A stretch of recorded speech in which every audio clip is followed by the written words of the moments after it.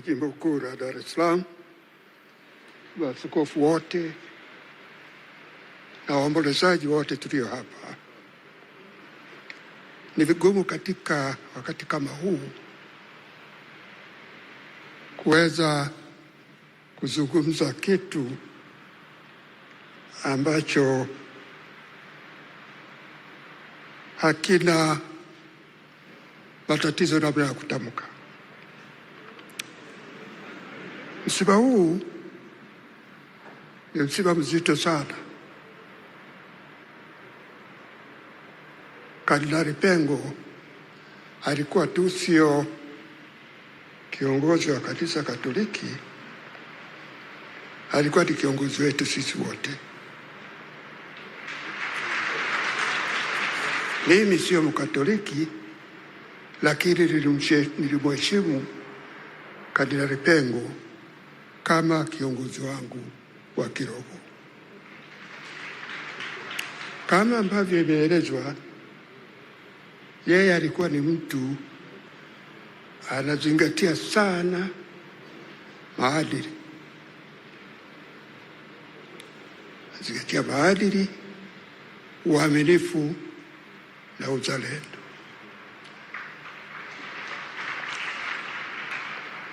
Na kitu ambacho nakumbuka katika haya aliyosema alivyokuwa akituongoza ni neno lake aliyotoa wakati tunamuaga rais wetu wa kwanza Mwalimu Julius Kambarage Nyerere.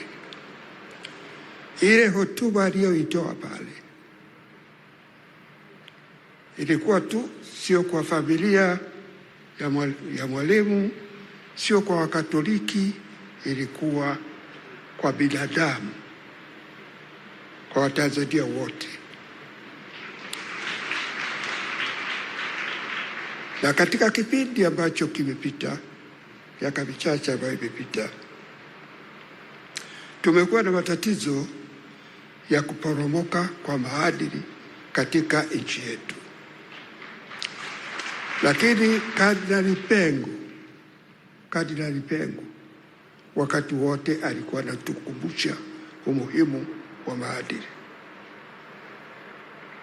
Ametutoka. Mwenyezi Mungu ameona ni wakati wake amchukue, lakini urithi aliyotuachia ni mkubwa, hasa katika kipindi hiki. Urithi aliyotuachia, tuwe na maadili, tuwe na usawa, tuwe na umoja, tuwe na uzalendo katika kipindi hiki. Ni muhimu sana. Nadhani tuzingatie hayo aliyotuachia.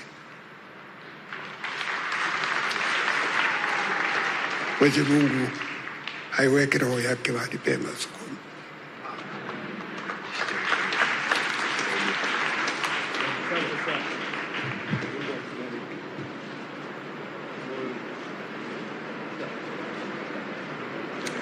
Tumpigie makofi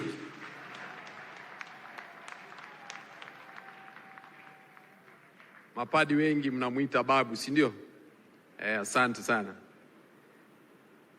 Naomba nimkaribishe mwakilishi wa